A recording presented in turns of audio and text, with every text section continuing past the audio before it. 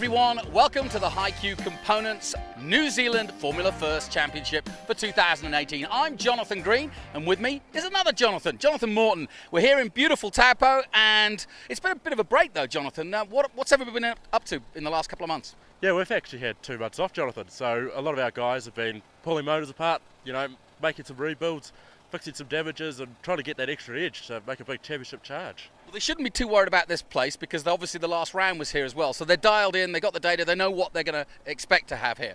Yeah, well, the track compared to last time's actually been a bit slow, so they'll be trying to analyse tonight to where we've lost the pace, but everybody's very close, so it's going to come down crucial moments in qualifying tomorrow, I think. And it's getting down to the business end of the championship. You've got Mansfield coming up. Who should we be looking at to be at the top of the table by the end of this weekend? Well, going on today's form, Chris Simon, he was the fastest man out there. He got it done in the last session.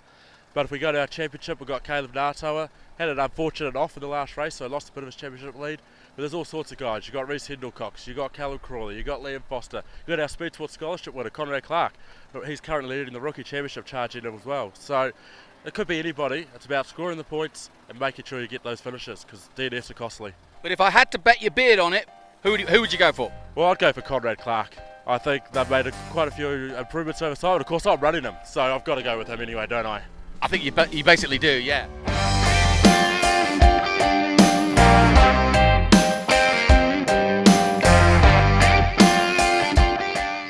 With me, as always, is our Taupo-based local Formula First expert, Jonathan Morton. Jonathan, qualifying this morning, everyone went out there as a mad dash, and it ended up being Brodie McConkie on pole. Yeah, the man returning back. He hasn't been in the seat. He did the last round last season, but he hasn't done a full season for a while with us. So it was good to have him back, and as you say, straight on pole position. A lot of those guys, including Brodie, got it done on the last lap, and it really changed on that last lap, the grid positions. It really was a mad dash. All the cars pretty much on the same piece of tarmac while they were qualifying. And that means some people tripped over themselves, like Reese Hindle-Cox. He ended up being 9th, which is a bit down the order from where we're normally seeing him. And any other points that you saw from qualifying that you thought missed out? I think it was quite an interesting qualifying as a form guide. We've had a lot of guys doing a lot of development over this busy 2-month break, and the guys that were able to make the gain, it certainly looks like the midfield's closed up, so it's a ferocious battle now at the front of the field. So, now to hear from our pole winner for race 10 of the championship, Brodie McConkie. First time back in the championship, straight to pole. How good was it? It's a nice feeling after being out of a race car for almost a year to come back and put it on pole. So what's your plan for the races? Well, hopefully just keep it on the track. I'm not sure it's really going to happen yet. Never really raced with these guys up the front before, so it's going to be interesting. And so the lights went out for race 10 of the Formula First Championship, which ended up seeing Liam Foster drive through from down the grid to claim his maiden win ahead of Chris Simon and Caleb Ngātaua, with Conrad Clark, the man you picked earlier on in the weekend, failing by the wayside with mechanical problems, as well as Reese Hindle-Cox. So 2 main championship contenders falling by the wayside. Yeah, they'll really struggle now, as we've talked about coming into this weekend. You've got to be consistent now, finish your races, and that's what now Liam Foster's doing. He's started his championship charge in the right way. And it wasn't just the top battles, it was down through the field. We saw Billy Fraser, Taylor Hurst and Amy Smith having a fantastic battle down the order. Yeah, these are the guys that are now, and girls of course, now close this gap from the midfield, and they're really knocking on the door of that front bunch, and give them half a chance, and they'll be in there challenging for podiums and race wins. And now from our maiden Formula First Championship race winner, Liam Foster. So Liam, first win, does it feel good? It certainly does. Are you pretty excited about the rest of the weekend coming from this? Yeah, well, I'll move up on the grid and 2 more races, so it'd be good if I could get up there again. Is this the start of your championship charge towards the end at Pukekohe? Looks like it. So tomorrow, race from pole, and obviously the race in the afternoon. How do you think they're going to go? If I win like that again, I'll be pretty happy. So yeah, just huge thanks to Dad. Everything he's done, worked so hard on the car. And to Richard at HiQ. Cool. Thanks, Liam, and good luck for tomorrow.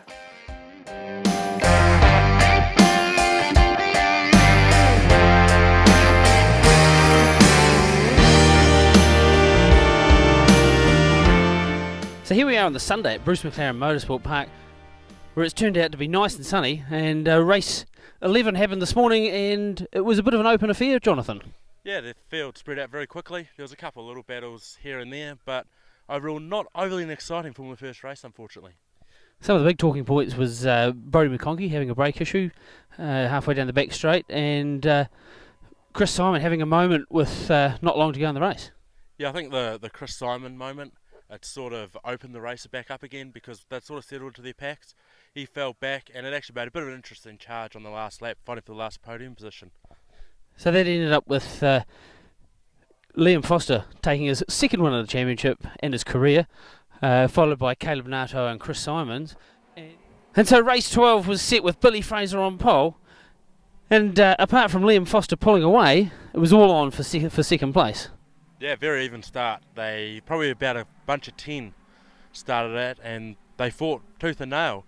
And it was an interesting makeup of the group. We had Chris Simons at the front of it, but our usual contenders, our Caleb Natoas, our Callum Crawleys, and our Reece Hendelcockers were actually struggling initially in the race and fell to the back. We had some of our new young chargers that were in there. Billy Fraser, Amy Smith joined into the back, and she made some moves early on, as well as Taylor Hurst and Blake Evans joining in on the back of it.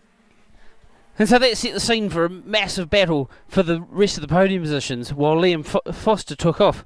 But in the later stages of the race, Chris Simons had a bit of a moment and dropped back, and it was Brodie McConkey and Billy Fraser who started reeling in Liam Foster.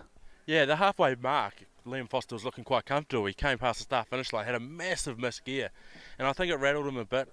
Billy Fraser caught up past Brodie McConkey and was really driving away from him, and on the last lap managed to close the gap to Liam Foster, but couldn't quite get it done. But in the pack there was a ferocious battle. Conrad Clark and Reece Hendelcock were leading the charge, and they weren't really working together, unfortunately, so they ended up sort of stuffing themselves up and having to settle in the battle for fourth. And that led to Liam Foster taking all 3 wins this weekend, and in race 12 was followed home by Billy Fraser by 2/10 of not much, and Brodie McConkey third on the podium. You've been a bit greedy this weekend and taken all 3 wins. I have, yeah. How does that feel, going from being a maiden race winner to a maiden round winner and bagging all 3? Oh, it can't do much better, really. Pretty stoked. You'd be pretty happy because your dad never done that. I think he might have. I'm not sure. Not all in one weekend. He didn't take his maiden in 3. So looking forward to Manfield and the big stage with the Grand Prix next weekend. You're confident you're going to carry on the success? I hope so. That'd be great. And that now puts Liam Foster very close to the championship lead and right in the hunt. As we now move on to the big stage of the Grand Prix meeting at Manfield Circuit d'Amon in a week's time. Jonathan, what do you reckon is going to happen there?